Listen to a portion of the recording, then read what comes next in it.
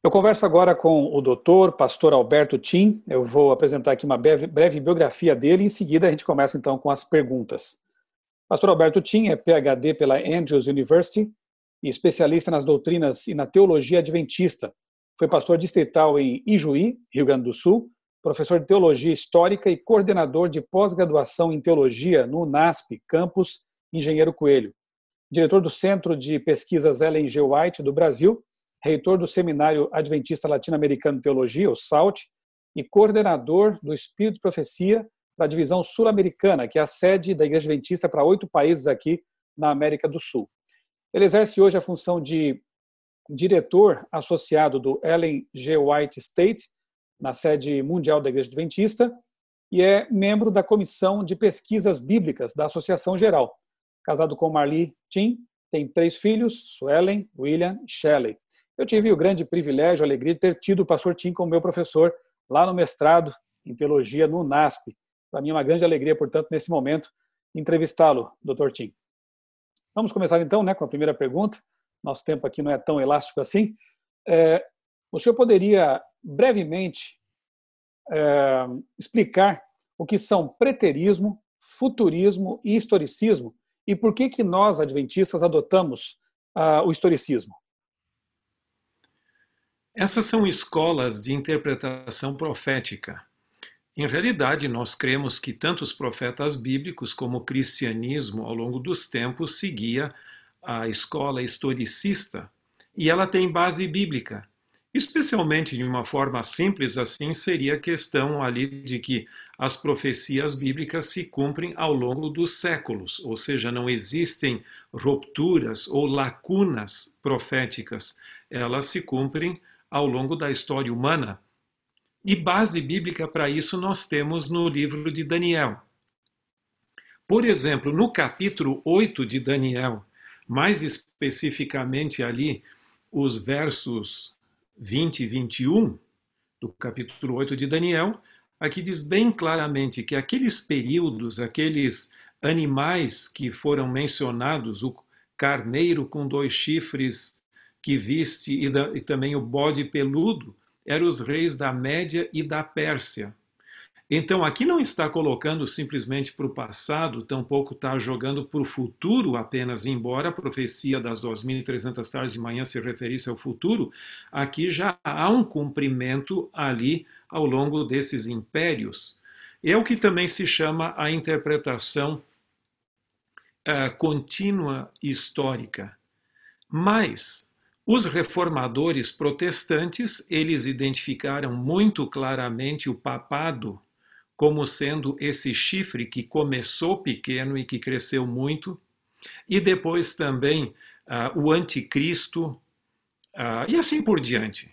Só que, obviamente, os teólogos católicos não ficaram felizes com isso, e então eles arrumaram, os jesuítas espanhóis, eles arrumaram na Contra-Reforma alternativas a essa interpretação. E então disseram, não, isso aí do anticristo, do chifre pequeno, etc., ali, isso não tem nada a ver com o papado, isso foi alguém lá dos primeiros séculos do cristianismo ali e tal, então jogou lá para o passado, ou então para o futuro distante como sendo um personagem e não um poder. Então nós continuamos mantendo o historicismo, que era, eu creio que a interpretação correta dos apóstolos de Cristo, dos reformadores, e não aceitamos nem o futurismo e nem o preterismo. Só que tem surgido algumas pessoas, entre eles o Dr. Desmond Ford, dentro do seio da Igreja Adventista, que começou com uma tentativa de fundir as várias escolas. Ele não foi o primeiro, outros já fizeram isso antes, mas ele foi o mais destacado dentro do adventismo mais recente. E esse indivíduo então colocou dizendo não, isso pode ser assim, e ele desenvolveu o que se chama princípio apotelesmático, onde uma mesma profecia de tempo pode ter mais de um cumprimento. Tem um cumprimento histórico, tem outro lá no final dos tempos, etc. E quem popularizou essa escola em termos de escatologia adventista, porque Desmond Ford não se preocupou muito com esse elemento, foi um indivíduo chamado Robert Hauser, um médico. Em 1983 ele publicou um livro e esse se tornou, em certo sentido, o mentor dos futuristas adventistas que têm aparecido por aí. Muito bem. Outra questão aqui interessante, pastor. Por que aplicamos o princípio dia-ano às profecias dos 1.260 dias, 1.290 dias e 1.335 dias de Daniel 12? E por que não aplicamos esse mesmo princípio, por exemplo, aos 70 anos, também mencionados ali no livro de Daniel? Essa é uma excelente pergunta, mas para facilitar a nossa compreensão, eu gostaria de compartilhar com você e com os nossos amigos, os que estão nos acompanhando, alguns slides para tornar um pouquinho mais gráfica e compreensível essa ideia. No slide que está na nossa tela, você tem a posição adventista, que é a que nós temos mantido ao longo das décadas. Esta foi a interpretação de Guilherme Miller e também dos nossos pioneiros, e é interessante, você vai ver um crescendo nessa interpretação aqui, especificamente em relação com o livro de Daniel como uma ilustração. Você tem o período das 70 semanas, ou 490 anos, depois você tem a alusão ao tempo, tempos e metade de um tempo, ou seja, 1.260 anos, e no final do livro você tem uma alusão aos 1.290 anos, 1.335, e o mais longo de todos os períodos são as 2.300 tardes e manhãs, que entendemos também como sendo anos.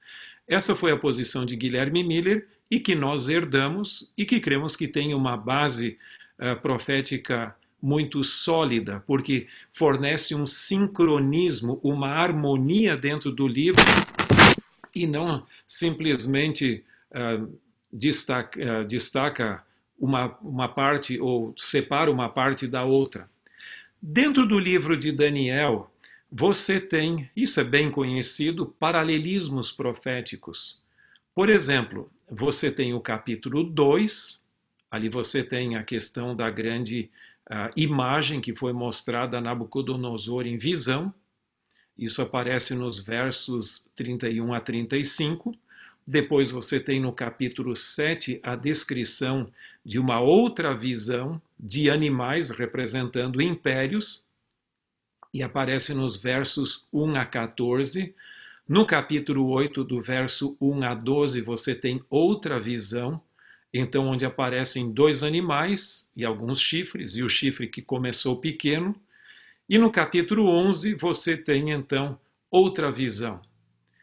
É interessante que alguns argumentam da seguinte maneira: esses 1.290 e 1.335 dias que aparecem no final do livro, no capítulo 12, eles não podem ser períodos proféticos porque aparecem numa descrição posterior histórica. Esse argumento não é válido por uma razão.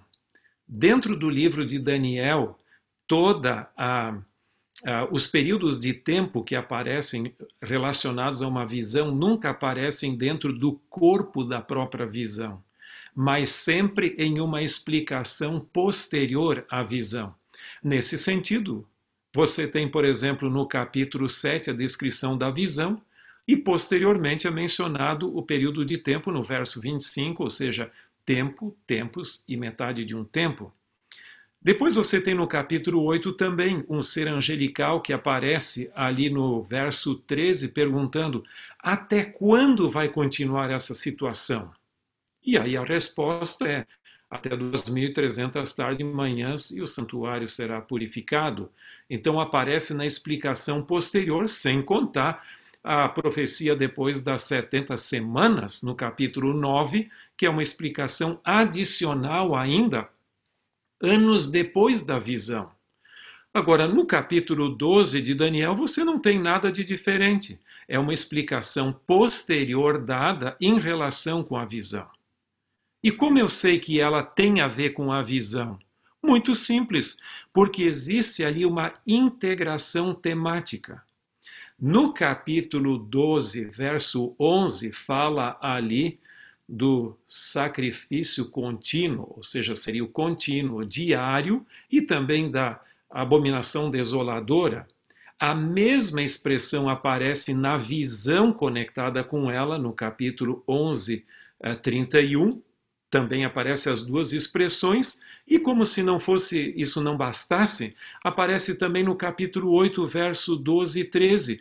Então, com certeza, esta ligação é que faz com que esses períodos de tempo compartilhem da mesma natureza dos demais períodos de tempo. Se você me diz, não vamos aplicar o princípio dia-ano para esses períodos, então ele diria, então também não aplique aos demais, nem mesmo as 2.300 tardes e manhãs, porque é a mesma estrutura que aparece no livro. Por mais que pessoas querem alegar algo diferente. Mas uma outra razão pela qual não entendemos como tempo literal, ou seja, dias mais anos, é porque para fazer isso, o que esses intérpretes fazem é jogar lá para o futuro. Ellen White é bem clara no livro Eventos Finais, página 36, dependendo da edição, essa é a edição padrão. Ela diz: o povo não terá outra mensagem de um tempo definido depois desse período que se estende, ou seja, de 1842 a 1844, não pode haver um traçado definido de tempo profético. Esta é apenas uma declaração. Nós temos várias de Ellen White no terceiro capítulo do livro Eventos Finais, onde ela fala: nenhuma mensagem de tempo depois de 1844. A terceira mensagem angélica não depende do elemento de tempo e assim por diante. Então, nesse sentido, nós não marcamos esses períodos ou jogamos para frente porque nós estaríamos contradizendo o que a própria senhora White diz a esse respeito. Ok, pastor, muito boa essa explicação, mas faltou um detalhe ainda, viu? Eu quero entender o seguinte: se nós aplicamos esse princípio a várias profecias, né, eu achei interessante também essas correlações. Aliás, na entrevista que eu fiz com o pastor Eleazar, eu li um texto muito importante de Ellen White, no Grande Conflito, em que ela, de fato, afirma que esses anos, especificamente o ano de 1260, ali, os 1260 dias, anos, se aplicam exatamente àquele período de perseguição romana, da religião dominante, então, de 538 a 1798, ou seja, não tem como fugir dessa interpretação, nem pela Bíblia, muito menos pelo Espírito Profecia, né? Porque Ellen White é categórica ao, inclusive, fazer esse paralelismo ao qual o senhor se referiu, né?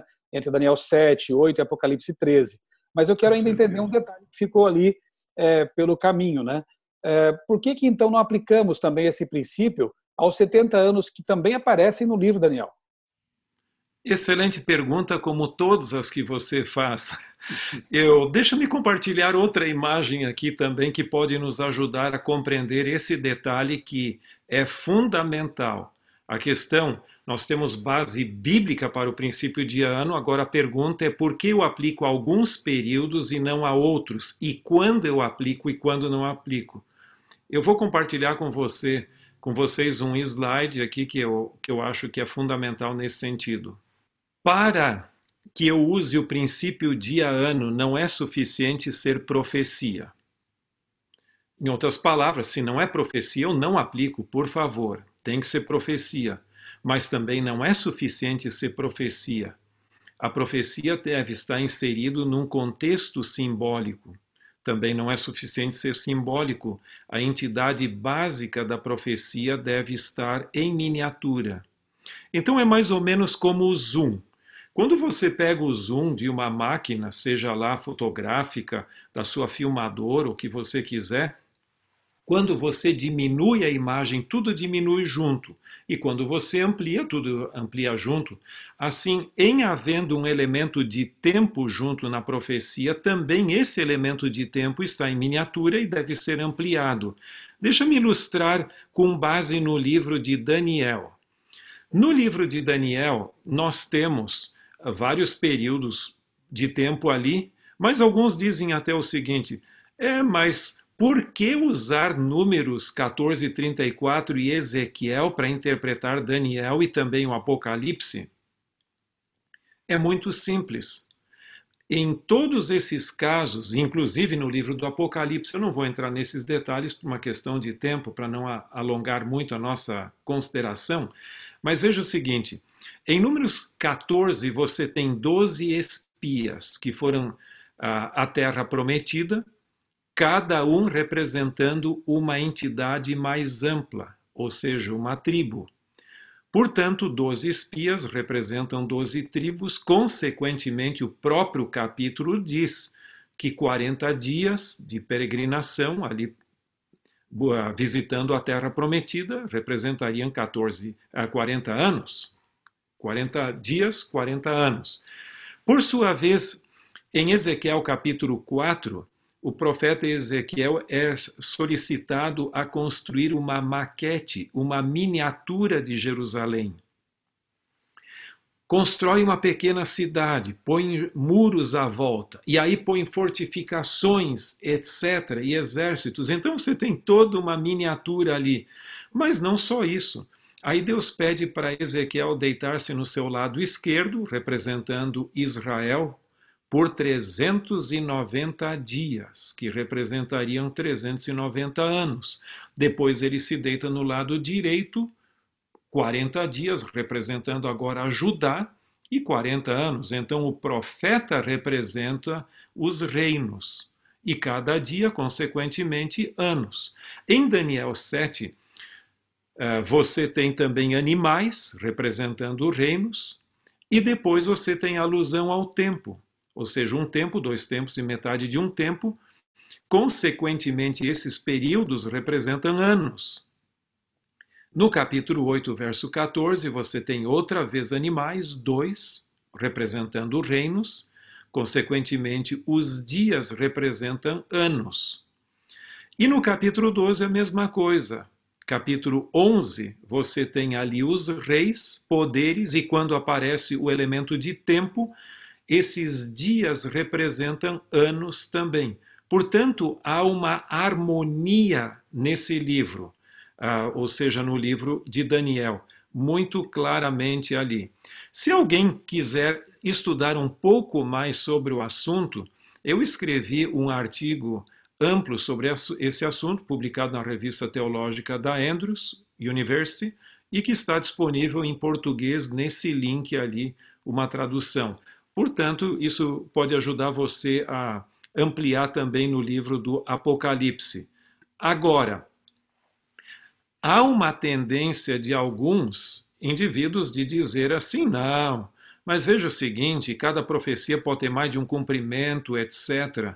Só que tem uma coisa, Ellen White não reconhece múltiplos cumprimentos para períodos de tempo e essa nunca foi a posição da igreja.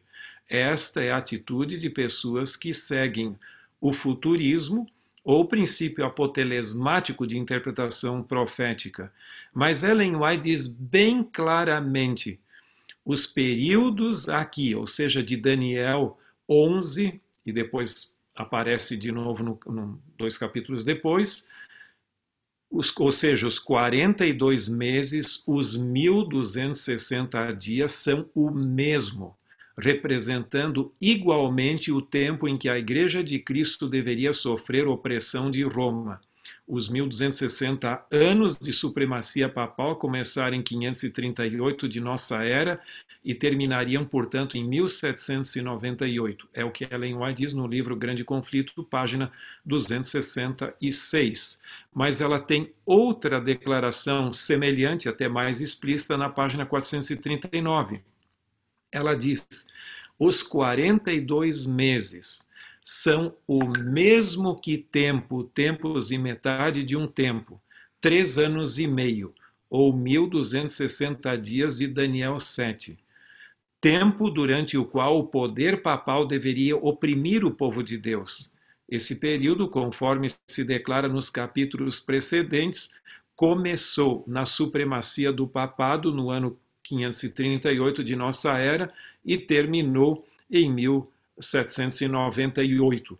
Portanto, não resta a menor dúvida, Ellen White não dá espaço para dizer, não, sim, tudo bem, mas lá no período da história do cristianismo, você tem o cumprimento dos 1260 anos ali, de 538 a 1530, aliás, de 538 a 1798, mas depois nós vamos ter um outro cumprimento dos 42 meses, ou seja, ali desse período de 3 anos e meio no futuro. Não existe isso. Você não encontra em nenhum lugar base bíblica ou em Ellen White para esse tipo de cumprimento futuro dos períodos ali.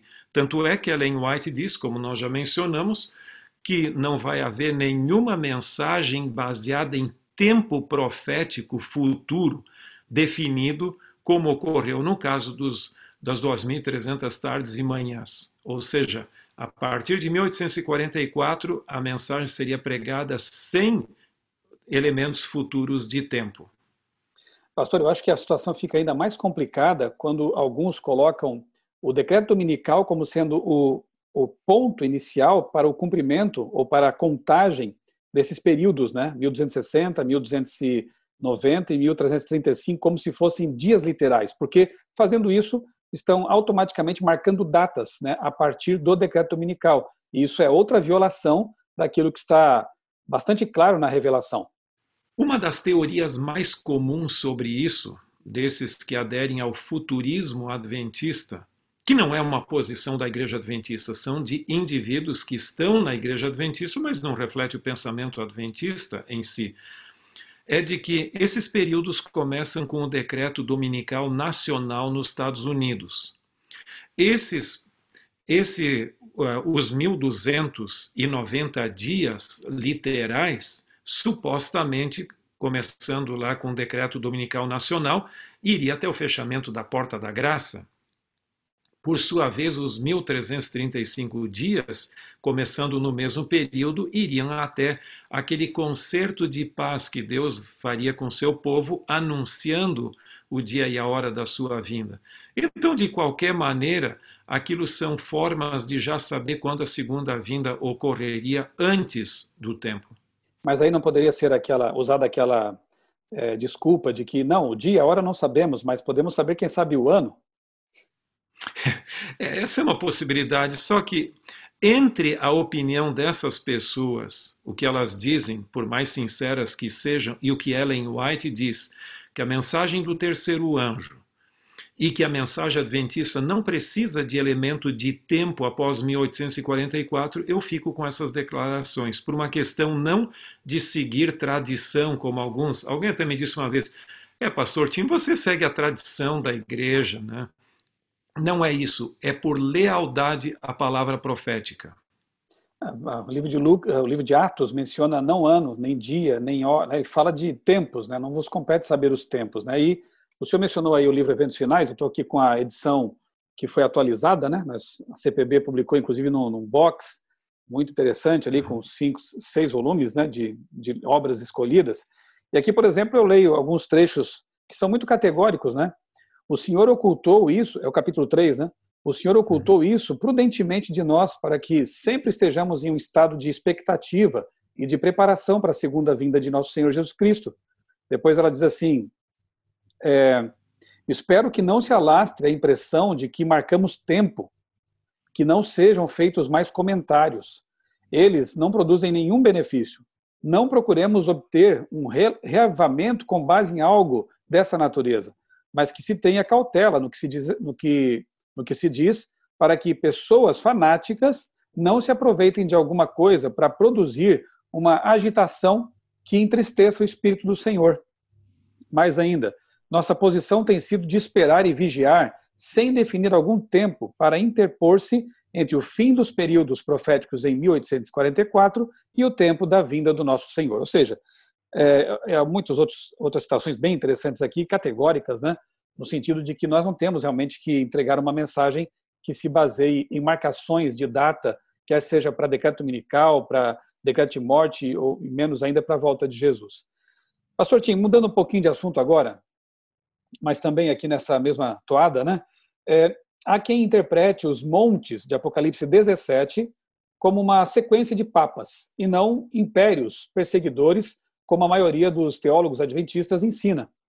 Por que essa aplicação aos papas é equivocada? Essa pode parecer uma interpretação bastante lógica e atrativa e fascinante, mas ela traz no seu bojo sérias implicações. Na minha compreensão, ela é uma forma indireta de marcação de datas para a segunda vinda de Cristo. E deixa-me explicar um pouquinho mais e compartilhar um pequeno slide onde nós temos a relação de papas, só para a gente ter uma ideia. Aqui nós temos uma relação de papas. Eu não posso precisar quando começou essa teoria de tentar identificar os reis ou montes como sendo os papas. A primeira vez que eu me deparei com essa ideia, a pessoa que escrevera um livro, naquele então, propunha que isso se cumpriria com João Paulo II. E essa pessoa era membro da Igreja Adventista no Brasil. Então ele propunha que João Paulo II seria o último deles e que ele morreria e o diabo então simularia uma ressurreição dele. Mas João Paulo II faleceu, aí foi publicado outro livro dizendo que isso seria Bento XVI, então. Que aquilo ali tinha sido uma tentativa equivocada, que não deu certo, mas Bento XVI seria. Só que acontece que Bento XVI renunciou ao pontificado e entrou então Francisco I. Agora, Francisco I está com 83 anos de idade. Isso significa que, se ele seguir a média dos demais papas ali, ele não vai ter muito tempo mais de vida ali. Então, isso é uma forma de dizer que, dentro do período do pontificado dele, Jesus deve voltar, porque ele seria o último dos papas. É interessante, até quem advoga essa teoria dos papas diz que a posição tradicional da Igreja Adventista sobre o assunto é incoerente, que não faz muito sentido, que é ilógica, etc., e que esta é bem mais coerente e condizente com o texto bíblico. Só que eu não concordo com este arrazoado por uma razão. Bom, em primeiro lugar, se você quiser saber qual é a posição adventista tradicional sobre o assunto, dê uma olhada no Comentário Bíblico Adventista, volume 7, nas páginas 940 a 953, você tem ali, no caso, a descrição do que o comentário bíblico fala sobre o assunto. Existem outros materiais também, mas esse aí é um material representativo do pensamento adventista sobre o assunto. Agora, vamos supor que esta teoria dos papas estivesse correta.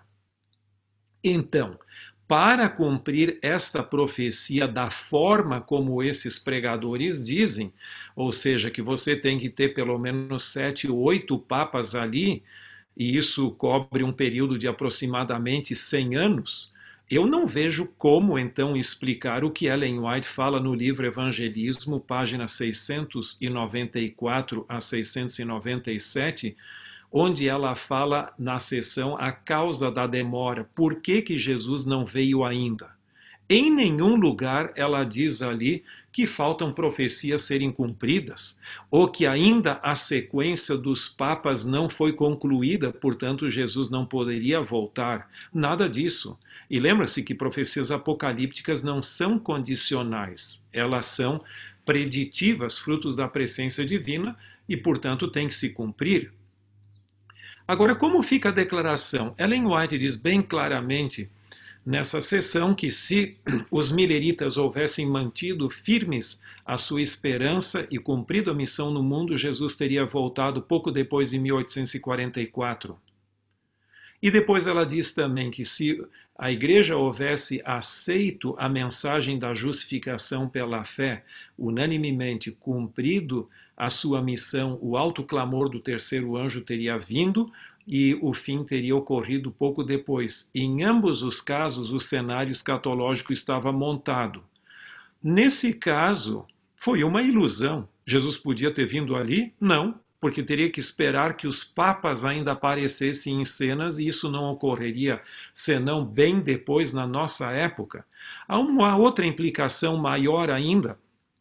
Ellen White fala, por exemplo, nessa mesma sessão, você pode ler depois, ela escreveu ali por 1901, 1903, assim por diante, que não era propósito de Deus que a igreja ainda estivesse aqui e que a obra estava com anos de atraso.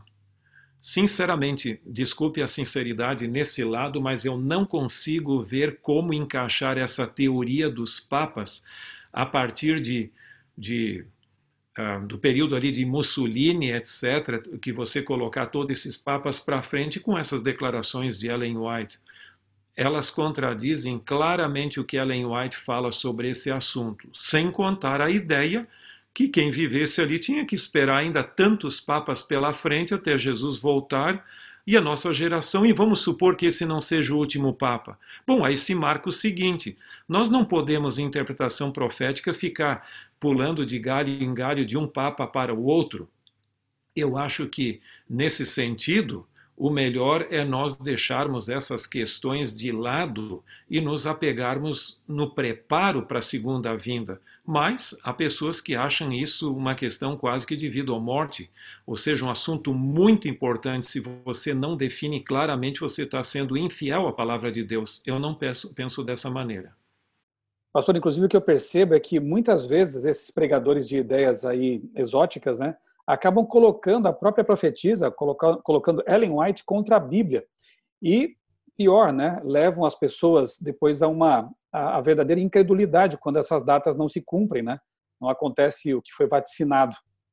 Interessante que tanto Tiago White, na época dele, quanto o Dr. Gerhard Hasel, no prefácio de um livro, eles dizem o seguinte: em relação com profecias não cumpridas, é muito fácil o intérprete começar a especular, dando a impressão de que ele é o grande intérprete que conhece mais do assunto e se tornar um profeta por sua própria conta. Cuidado com isto. O objetivo da profecia não é primariamente explicar todos os pormenores ali, é realmente dar confiança que Deus está conduzindo a história ao seu desfecho, que é a segunda vinda. Agora, os detalhes são importantes, são, mas não necessariamente. Agora, muitos desses, eu me preocupo muito com alguns desses pregadores, porque estão mais preocupados com o tempo e os sinais da segunda vinda do que com aquele que vem. Exato. Então, a mensagem não é focalizada em Jesus que está por vir e tudo mais, é mais ficar estacionando o carro junto às placas de trânsito que estão à beira da estrada do que continuar. Para mim, a interpretação profética, se nós ignorarmos as placas de trânsito, não tendo um GPS e não conhecendo o caminho, a gente pode perder o rumo. É verdade. E errar o caminho. Mas você também não estaciona o seu carro diante de uma placa e fique com ela. Seu objetivo, e o nosso objetivo, é a Nova Jerusalém, estarmos com Deus. Esse é o objetivo. O demais pode ser importante, mas não o tanto de transformar meios em fins. E acho que é bom dizer também que nós, pastores adventistas, não estamos aqui com isso querendo ignorar o fato de que percebemos, sim, que a volta de Jesus se aproxima, né, e os sinais apontam para isso, a incidência, a intensidade, a menor frequência com que tem acontecido, tudo isso são indicativos, mas a ênfase que o próprio Cristo deu é do preparo diário, né, de uma comunhão com Cristo constante, a fim de que estejamos prontos a cada momento, qualquer momento, nós estejamos preparados para a vinda dele. Pastor, outra ideia que parece voltando aí com certa força, mas que não é novidade, é a tal teoria dos 6.000 anos. O que o senhor pode dizer sobre isso?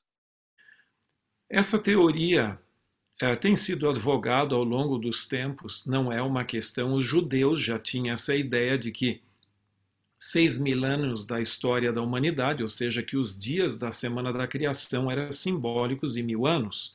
Então você tem 6 dias da criação e o sábado, então isso representaria o período da história da humanidade. Um dos cronologistas que mais tocou em cima disso também foi o próprio James Asher, na sua cronologia, e ele tem muita coisa boa, mas ele datou, por exemplo, a criação ali de 4004. Então, o nascimento de Jesus ocorreu mais ou menos 4 antes de Cristo, por causa de um pequeno erro no cálculo da cronologia, e vários esperavam a segunda vinda de Cristo, ali por 1996, porque terminaria supostamente os 6.000 anos. Ao mesmo tempo, também, você vai ver que Guilherme Miller cria que os 6.000 anos terminariam em 1843. E eu tenho os escritos de Guilherme Miller sobre o assunto, e ele dizia isso. Ellen White fala sobre 6.000 anos da história da Terra e tem várias declarações sobre elas, e eu gostaria de mostrar para você, que está nos acompanhando, apenas uma delas, para que a gente tenha uma ideia do que ela diz. Essa declaração é do livro Patriarcas e Profetas e também está em O Lar Adventista, página 539, e essa tem sido citada ultimamente. E aqui diz: o grande plano de redenção tem como resultado trazer de novo o mundo ao favor de Deus, de uma maneira completa. Tudo que se perdera pelo pecado é restaurado. Não somente o homem é redimido, mas também a terra, a fim de ser a eterna habitação dos obedientes. Durante 6.000 anos, Satanás tem lutado para manter a posse da terra. Agora se cumpre o propósito original de Deus ao criá-la. Os santos do Altíssimo receberão o reino e possuirão o reino para todos sempre e de eternidade em eternidade. Esta é uma de várias citações de Ellen White que tem sobre esse assunto. O Dr. Warren Jones, que trabalhou uma época na Andrews, ele escreveu um artigo muito interessante, Ellen G. White and Biblical Chronology, ou seja, Ellen White e a cronologia bíblica. E esse artigo foi publicado na revista Ministry de abril de 1984, nas páginas 20 a 23, que é acessível nesse site também. Nele ele fala, ele comenta e analisa as diferentes declarações de Ellen White sobre o assunto. Ela diz quase 6.000 anos, por 6.000 anos, mais de 6.000 anos, e assim por diante. Então ela não coloca os 6.000 anos como um cálculo profético específico, como as 70 semanas, ou então os 1.260 dias, ou as 2.300 tardes e manhãs, não. É em termos gerais. Agora, eu tenho dificuldade com essa questão de jogar para o futuro esses períodos, ou seja, o término dos 6.000 anos, por uma razão muito simples, e é a questão de, se você coloca para frente, como Ellen White estaria falando de uma tardança da segunda vinda. Então não faz sentido. Então simplesmente está dentro do plano de Deus, os 6.000 anos ainda não se cumpriram, nós ainda não temos todo o cenário ali, então Deus está simplesmente esperando que os 6.000 anos acabem para daí voltar. E mesmo aquilo que o senhor disse há pouco, né, sobre o fato de Jesus já ter podido voltar, né, 1884, 1844, 1888, né, isso também mostra que não há uma precisão cronológica aí, né. Bom, recentemente um pregador, um pastor sul-africano, Dr. Walter White, ele postou um vídeo em que ele dá força, né, a essa teoria dos 6.000 anos, que o senhor acabou de explicar, e inclusive, embora ele tenha dito no segundo vídeo que não previu datas, não marcou datas, no primeiro vídeo ele induz, né, de certa forma, a conclusão de que 2027 seria o prazo final aí para que tudo chegue ao termo, né, ao fim. Mas ele fala ainda que é possível haver um encurtamento de tempo e Jesus voltar ainda antes de 2027. Eu disse na introdução desse vídeo que nós estamos aqui discutindo ideias e não pessoas, né? E até aqui é o que temos feito, com todo o respeito, com toda a consideração cristã. Mas eu queria então, pastor Tim, que o senhor fizesse uma avaliação desse vídeo que acabou criando uma série de polêmicas, né? Também aqui no Brasil.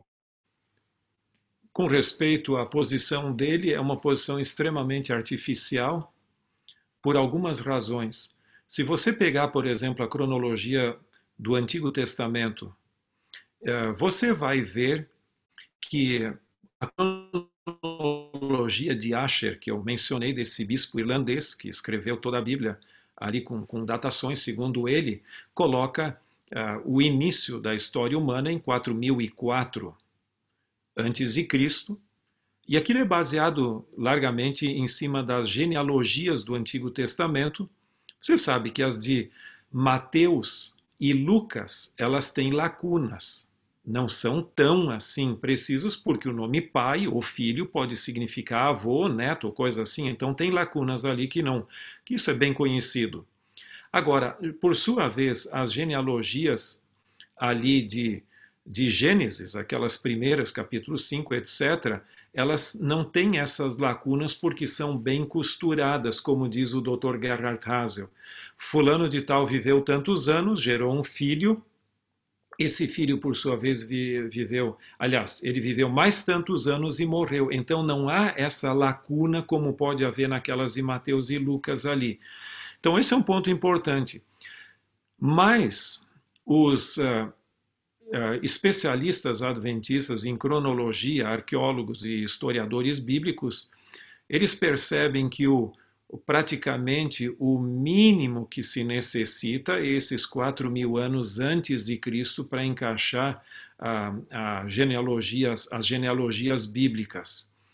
Em realidade, o grupo mais conservador da igreja coloca entre 4.000 anos antes de Cristo e alguns 10.000 anos, porque tem uma coisa, dependendo da perspectiva que você olha, se você pegar meramente as genealogias bíblicas, ok, 4.004 até daria mais ou menos ali, mas em termos gerais, ou 4.000 anos antes de Cristo, em outras palavras. Mas se você pegar também os registros dos reis da Mesopotâmia, mais especificamente a Síria e Babilônia, você não tem como encaixar naquele período. Pode haver corregências, como já se descobriram algumas, e isso leva alguns arqueólogos a chegarem até a 10.000 anos antes de Cristo. Eu não advogaria essa posição porque eu creio que a Bíblia é mais importante do que reler a Bíblia da perspectiva ali da história secular. Mas tentar encurtar ainda mais esse período, aí complica mesmo. E nesse sentido, eu creio que o que ele está fazendo é tentando realmente ainda encurtar mais esse período de uma maneira artificial. Qual é o critério dele? Ele acha que são 2.000 anos depois de Cristo. Então, essa ideia do ano 4 antes de Cristo em relação com o nascimento de Cristo não deu certo. Porque o ano de 1996, ou seja lá, aproximadamente, passou e nada aconteceu. Então agora ele pulou no na próxima possibilidade, que é o ano do batismo de Cristo. Então, 2.000 anos, do ano 27, levaria ao ano 2027. Agora, vamos supor que isso não aconteça. Jesus pode voltar antes ou um pouco depois. Se não der essa, provavelmente vão ter outras pessoas dizendo, não, ele estava equivocado, é o ano 31, o ano da morte de Cristo. Tá bom, você põe aí 2.000 anos, 2031. Não deu esse, você vai para o ano 34, que é o final das 70 semanas ali. Então seria 2034. Lembrando o que nós já falamos anteriormente, a mensagem adventista não precisa desse tipo de especulação em termos de tempo. Ela tem força em si mesmo. E nós já tratamos desse assunto, e eu gostaria apenas de reiterar que, para aqueles que creem na veracidade das declarações de Cristo, daquele dia e hora ninguém sabe, não vos compete conhecer tempos ou épocas, ou as várias admoestações de Ellen White, começando no ano de 1850, onde ela insiste, vez após outra, a não mesclarmos elementos de tempo com a mensagem dos 3 anjos, ou mais especificamente a terceira mensagem angélica, nós não precisamos disso. Nós sabemos, em termos gerais, pela configuração do mundo, que estamos chegando na reta final da história. Mas não precisamos mesclar com essa poderosa mensagem que temos que pregar ao mundo esses elementos especulativos em relação com o tempo e outras questões relacionadas. É lógico que eu gostaria muito que Jesus voltasse antes de 2027, né? Quem não gostaria disso, né? Com certeza. Terminar de criar meus filhos no céu e, enfim. Mas eu fico pensando, pastor, se passar de 2027, ou então se esses dois papas, o emérito e o atual, falecerem nos próximos anos, o que é provável, quantas pessoas, mais uma vez, terão ficado desapontadas, terão talvez até perdido a fé por fazer algo que a revelação nos orienta a não fazer. Então eu espero que realmente esse nosso vídeo chegue a muitas pessoas e que elas possam refletir realmente no que é mais importante nesse momento, que tenhamos uma fé madura, tenhamos uma expectativa sadia e um preparo diário para a volta de Jesus. Eu quero agradecer muito, pastor Tim, por sua disponibilidade, por dedicar um tempo para esclarecer essas questões tão importantes. O senhor gostaria de deixar um recado final aqui, nessa nossa conclusão da entrevista?